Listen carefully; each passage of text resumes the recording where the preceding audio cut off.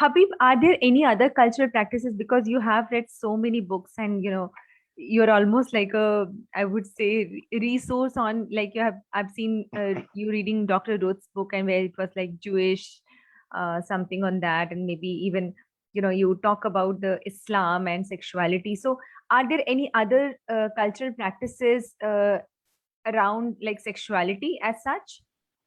Yes, most definitely. So obviously, in different, like you mentioned a couple of um, key figures. So there are different. So even from the ancient Chinese in the Taoist tradition, we know of the famous and what is known as semen retention practices, or having experiencing sexual intercourse without ejaculation. That's a practice that is widely practiced in ancient China, and also practiced in parts of the Arabian world as well, where men are encouraged, or a lot of Muslims are encouraged to ensure that women are satisfied before the man is. And one way of doing that is by delaying ejaculation, whether you want to call it, like I said, semen retention, or intercourse without ejaculation, and also understanding the difference between orgasm and ejaculation, because many times, especially in the case of men, people use the terms interchangeably. Because 9 times out of 10, if a man is having an orgasm, he's also ejaculating. But it's possible that a man can experience an orgasm without ejaculating, which many people are not even aware of, a lot of men themselves. And that's why it's important for men to understand their own body and understand what their sexual potential is. So yeah, so like I said, semen retention is an example of a cultural practice that's widely practiced in parts of ancient China and part of the Arab Muslim world.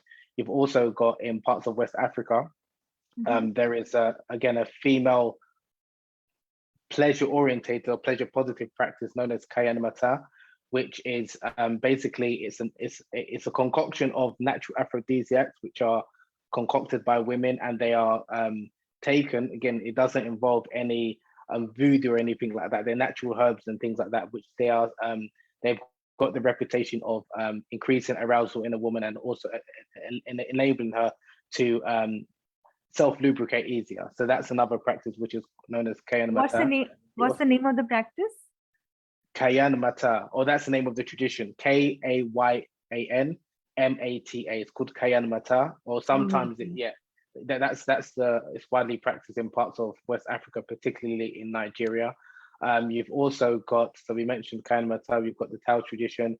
I'm sure I don't need to educate your audiences about tantra and tantric sex, and even that is quite taboo as well, because from what I've been informed, there's a difference between what Westerns commonly associate to be tantric sex and what the original origin and essence of tantra is.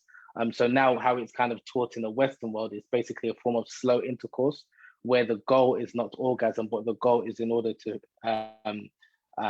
increase intimacy between the partners, and not to make it goal orientated, but make sure it's quite a pleasure orientated experience. And there are other various practices, like I said, in parts of the world. There are even holidays, like in Brazil. On the 8th of August is known as International Female Orgasm Day. That was enacted by a Brazilian councilman. And the reason why I enacted that holiday was because he wasn't able to bring his wife to climax, and he wanted like a day as a form of a sexual debt that he owed his wife, and also to educate people the importance of female sexuality and the importance of women feeling comfortable in their own skin, in their own bodies, and in order to help them experience an orgasm.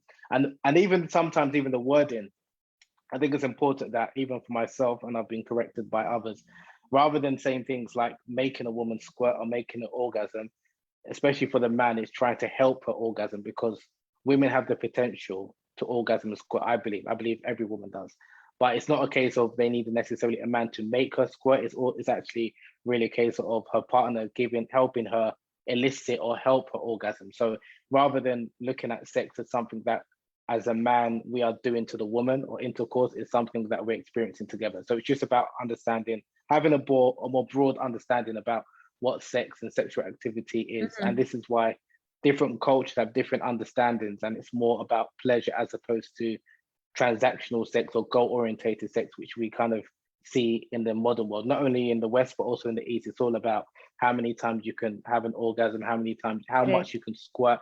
So it's about just changing that mindset, where it's not necessarily about quantity, but rather it's about quality. So, and there is a number of reasons behind that, but I think we've just become a culture that's been um, in some cases obsessed with sex, but not necessarily obsessed with pleasure. Because in terms of the mechanics of sex, it's very easy. Everyone and anyone can do it.